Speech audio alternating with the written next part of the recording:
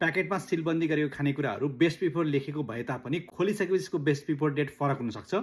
यसले गर्दा हामीलाई ठुलो कन्फ्युजन पनि हुनसक्छ, यो बेस्ट बिफोर डेट छ भन्ने गर्दाखेरि पनि तर खानेकुरा बिग्रेको हुनसक्छ। आज यसै बारेमा सानो कुरा गर्दैछु।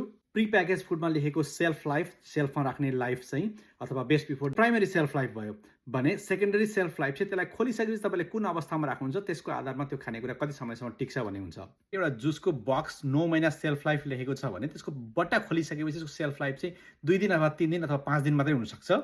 किनभने यसको प्याकेजिङ कन्डिसनमा चाहिँ त्यसमा कीटाणुहरूको वृद्धि नहोस् अथवा कुनै केमिकल रियाक्सनहरू नहोस् भन्नको लागि विभिन्न किसिमको ब्यारियरहरू बनाइएको हुन्छ जुन हामीले खोलिसकेपछि भङ्ग हुन्छ र त्यो एटमोस्फियरमा एक्सपोज हुन्छ।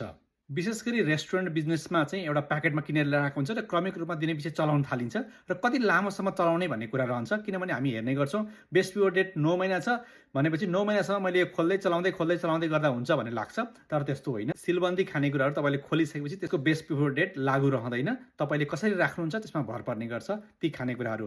त्यसकारण रेस्टुरेन्ट बिजनेस गर्ने साथीहरूले चाहिँ सम्झिनु होला, बेस्ट बिफोर डेट त्यो लेखिएको अनुसार हुँदैन। तपाईँले खोलिसकेपछि अर्को बेस्ट बिफोर सुरु हुन्छ, त्यसलाई चाहिँ सेकेन्डरी सेल्फ लाइफ भनिन्छ। सेल्फ लाइफ चाहिँ त्यहाँबाट सुरु हुन्छ तपाईँले खोलेको टाइमबाट, अनि त्यो कस्तो कन्डिसनमा राख्नुहुन्छ त्यसमा भर पर्छ। कतिपय म्यानुफ्याक्चररहरूले खोलेको यति दिनभित्रमा खानु होला अथवा रेफ्रिजरेटर कन्डिसनमा राख्नुभयो भने बिर्को खोलेको 4 दिन 5 दिन 10 दिनभित्रमा खान सकिन्छ भनेर लेखिएको नि हुन्छ।